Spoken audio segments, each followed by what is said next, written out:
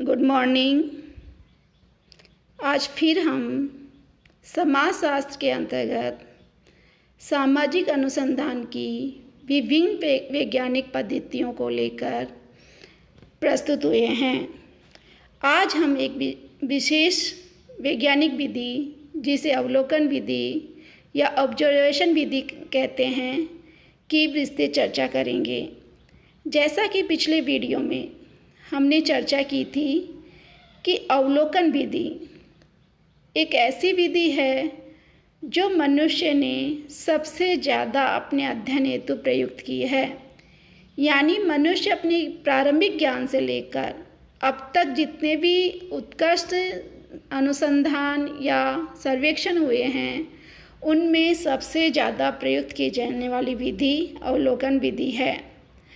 इसीलिए विभिन्न समाजशास्त्रियों ने इन्हें विभिन्न नामों की संज्ञा भी दी है। और चूंकि ये न केवल भौतिक विज्ञानों में महत्वपूर्ण स्थान रखती है बल्कि समाज विज्ञानों में भी इसका महत्वपूर्ण स्थान है, जहां मानवीय व्यवहार और विभिन्न परिस्थितियों को जो समय समय पर परिवर्तित होती रहती हैं उनका वैज्ञानिक, उद्देश्यपूर्ण और सैद्धांतिक अध्ययन को प्रस्तुत करने का प्रयास करती है। इसीलिए समाजशास्त्री मोजर ने इसे वैज्ञानिक अनुसंधान की शास्त्रीय पद्धति की संज्ञा दी, क्योंकि ये सभी अन्य वैज्ञानिक विधियों का प्रतिनिधित्व करती है। आज हम अवलोकन विधि के कितने प्रकार हैं उसको लेकर विस्तृत चर्चा करेंगे। जैसा कि पिछले वीडियो में हमने चर्चा की कि अवलोकन शब्द या ऑब्जर्वेशन जो इंग्लिश का शब्द है का हिंदी रूपांतरण होता है किसी वस्तु, घटना, कार्यकारिणी संबंधों को प्रत्यक्ष रूप से देखना, निरीक्षण करना, अवलोकित करना और उस घटना को सूक्ष्म रूप से देखकर उसके बारे में यथार्थ व स्पष्ट विवरण प्रस्तुत करना ही अवलोकन है। उसी चीज़ को हमने फिर आगे चर्चा की अवलोकन की विभिन्न विशेषताओं की। आज हम चूँकि हम समाजशास्त्र में, समाज विज्ञान में मानवीय घटनाओं का, मानवीय संबंधों का अध्ययन करते हैं जो कि अपनी प्रकृति में बहुत जटिल और विविध होते हैं। इस प्रकार से अनेक प्रकार की घटनाओं का अध्ययन एक ही प्रकार के अवलोकन से नहीं किया जा सकता। तो हमें मानवीय संबंधों, मानवीय व्यवहार को परिस्थितियों के अनुसार, घटनाओं के अनुसार सही तरीके से अध्ययन करने हेतु, वास्तविक और सार्थक तथ्य संकलित करने हेतु विभिन्न प्रकार से अवलोकन को प्रयोग करना पड़ता है। इसलिए समाजशास्त्रियों ने अवलोकन के 3 मुख्य प्रकारों की चर्चा की, जिसको हम पहला है अनियंत्रित अवलोकन, दूसरा है नियंत्रित अवलोकन और तीसरा है सामूहिक अवलोकन। इसका मतलब ये हुआ कि हम कई बार स्वयं अवलोकनकर्ता पर नियंत्रण रखकर अध्ययन करते हैं, तो कहीं हम विभिन्न सामाजिक घटनाओं का जिनका अध्ययन कर रहे हैं उन पर नियंत्रण करने का प्रयास करते हैं, या कई बार स्वयं अवलोकनकर्ता अकेला ही किसी विषय या घटना को लेकर अध्ययन करता है, तो कहीं उसे बहुत समग्रता से या विस्तृत अध्ययन हेतु अन्य लोगों की सहायता भी लेनी पड़ती है। इस कारण से अवलोकन को 3 भागों में बांटा गया: अनियंत्रित अवलोकन, नियंत्रित अवलोकन और सामूहिक अवलोकन। हम एक एक करके सबकी विस्तृत चर्चा करेंगे। सर्वप्रथम लेते हैं हम अनियंत्रित अवलोकन। अनियंत्रित अवलोकन यानी ऐसा अवलोकन है जिसमें अवलोकनकर्ता एवं अवलोकित की जाने वाली घटना दोनों पर ही किसी प्रकार का कोई नियंत्रण नहीं होता। अवलोकनकर्ता स्वतंत्र रूप से घटनाओं को उनकी वास्तविक एवं स्वाभाविक रूप से देखता है, अध्ययन करता है और फिर उनको तथ्य के रूप में प्रस्तुत करता है। यानी अनियंत्रित अवलोकन में किसी प्रकार की विशेष संरचना, अनौपचारिकता एवं नियोजन की आवश्यकता नहीं होती।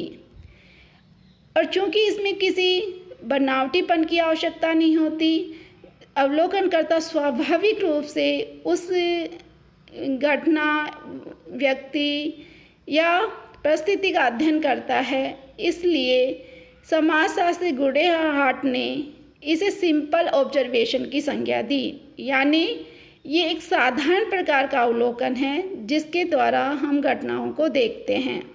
और इसमें चूँकि किसी नियोजन की आवश्यकता नहीं है, कोई औपचारिकता की आवश्यकता नहीं है, इसे कुछ समाजशास्त्री असंरचित अवलोकन भी कहते हैं। और चूँकि इसमें अवलोकनकर्ता स्वतंत्र रूप से रहकर घटनाओं का अध्ययन करता है, विश्लेषण करता है, इसलिए इसे स्वतंत्र अवलोकन भी कहा जाता है। सामाजिक अनुसंधान के क्षेत्र में अनियंत्रित अवलोकन एक प्राचीन विधि है और इसके द्वारा बहुत सारे अध्ययन प्रस्तुत किए गए जो वर्तमान में भी प्रासंगिकता रखते हैं। इसी बात के कारण पीवी यंग ने इसको जब परिभाषित किया तो उन्होंने 3 विशेषताओं की चर्चा की कि अनियंत्रित अवलोकन में अवलोकनकर्ता का किसी प्रकार से किसी भी परिस्थिति पे, व्यक्ति पे या घटना पर नियंत्रण नहीं होता। दूसरा, इसमें अध्ययनकर्ता घटनाओं व परिस्थितियों का उनका उसी प्रकार से अध्ययन करता है जैसा उसे दिखाई देते हैं, यानी स्वाभाविक रूप से जैसी घटनाएं हैं उनमें किसी प्रकार की बनावट की समावेश ना करते हुए उसको वास्तविक रूप से प्रस्तुत करने का प्रयास करता है। और अवलोकनकर्ता इस विधि में घटनाओं को परखता नहीं है, बल्कि वह जैसी हैं वैसी ही उसे प्रस्तुत करता है। इसलिए ये अध्ययन की बहुत सरल विधि है। अनियंत्रित अवलोकन को भी हम पुनः 3 भागों में बांट सकते हैं। पहली है सहभागी अवलोकन, दूसरी है असहभागी अवलोकन और तीसरी है अर्ध सहभागी अवलोकन। सबसे पहले हम लेते हैं सहभागी अवलोकन। जैसा कि नाम से ही पता चल रहा है, सहभागी अवलोकन यानी जब अवलोकनकर्ता किसी समूह या समुदाय में जाकर रहने लगता है जिसकी सामाजिक घटनाओं का वह अध्ययन कर रहा है, यानी उसमें वो शामिल होकर उन चीज़ों का अध्ययन करता है, उसे हम सामान्य शब्दों में सहभागी अवलोकन कहते हैं। सहभागी अवलोकन का समाजशास्त्र में सर्वप्रथम प्रयोग 1924 में किया गया। 1924 में लिंडमैन ने सर्वप्रथम सहभागी अवलोकन शब्द का प्रयोग किया। उन्होंने अपनी किताब सोशल डिक्शनरी में इसको परिभाषित करते हुए लिखा कि सहभागी अवलोकन इस सिद्धांत पर आधारित है कि किसी घटना का निर्वाचन तभी करीब करीब शुद्ध हो सकता है जब वह बाह्य व आंतरिक रूप से मिलकर बना हो, यानी इसमें व्यक्ति का दृष्टिकोण जिसमें वह क्रिया में भाग ले रहा है, उसकी इच्छाएं व स्वार्थ का कहीं समावेश नहीं होता। वह निश्चल रूप से पूर्वाग्रह से मुक्त होकर उस घटना की विवेचना करता है। जब हम समाजशास्त्रीय दृष्टि से इसको परिभाषित करने की बात करते हैं तो हम ये कह सकते हैं कि सहभागी अवलोकन में अवलोकनकर्ता अध्ययन किए जाने वाले समूह में रहता है और उसका एक अंग बनकर तथ्यों का संकलन करता है। और समाज वैज्ञानिकों ने सबसे ज़्यादा अवलोकन विधि के अंतर्गत जिस अवलोकन को प्रयोग किया उसमें सहभागी अवलोकन सबसे ज़्यादा रहा है, जिसमें हम बहुत सारे समाजशास्त्रियों के चर्चा कर सकते हैं। जैसे जॉन हॉवर्ड ने कैदियों व जेल के लोगों का अध्ययन करने के लिए स्वयं उसका हिस्सा बनकर उन चीज़ों का अध्ययन किया। इसी प्रकार मेलानोस्की ने जब ट्रोवियान द्वीप की एग्रोनाट जनजाति का अध्ययन किया तो उन्होंने स्वाभाविक रूप से उस जनजाति की जीवन शैली, रहन सहन, भाषा सभी को सीखकर उस जनजाति का एक हिस्सा बनकर उसका अध्ययन प्रस्तुत किया, जो अध्ययन आज भी बहुत सार्थक व प्रासंगिक माना जाता है। क्यों इस विधि द्वारा सामान्यतः अवलोकनकर्ता जिस घटना, समूह, समुदाय का अध्ययन कर रहा है उसका एक हिस्सा, आंतरिक हिस्सा बन जाता है, यानी आंतरिक सदस्य बन जाता है। उस समूह या समुदाय के लोग उसे अपना ही अंग मानते हैं। तो हम ये कह सकते हैं कि किसी भी समूह की प्रथाओं, उत्सवों, विश्वास, लोकगीतों, धार्मिक क्रियाओं या विभिन्न प्रकार के व्यवहारों के लिए ये उपयुक्त विधि मानी जाती है। अब सवाल उठता है कि एक अवलोकनकर्ता किस सीमा तक अपने अध्ययन में क्षेत्र में, समूह, समुदाय में शामिल हो सकता है, या कौन कौन सी क्रियाओं में वो भाग ले सकता है, या वो लोग क्या उसको अपना हिस्सा बनाते हैं, या वह अवलोकनकर्ता जिन लोगों का अध्ययन कर रहा है, जिस समूह या समुदाय का अध्ययन कर रहा है, उसको अपना उद्देश्य, परिचय बताकर उसका सदस्य बनता है। तो इसको लेकर भी समाजशास्त्र में विवाद है। इसमें विभिन्न समाजशास्त्री विभिन्न प्रकार का मत व्यक्त करते हैं। जैसे अमेरिकन समाजशास्त्रियों का मत है कि जब भी कोई अवलोकनकर्ता किसी समूह या समुदाय में शामिल होकर अध्ययन करना चाहता है तो उसे अपना परिचय या उद्देश्य नहीं बताना चाहिए। उनका मानना है कि ऐसा करने से समूह के लोग उसे अपना अंग नहीं मानते और उसके सामने बनावटी व्यवहार प्रस्तुत करते हैं। परिणामतः जिसका हम अध्ययन करना चाहते हैं, जिस वास्तविक यथार्थ को हम जानना चाहते हैं, वो हम नहीं जान पाते।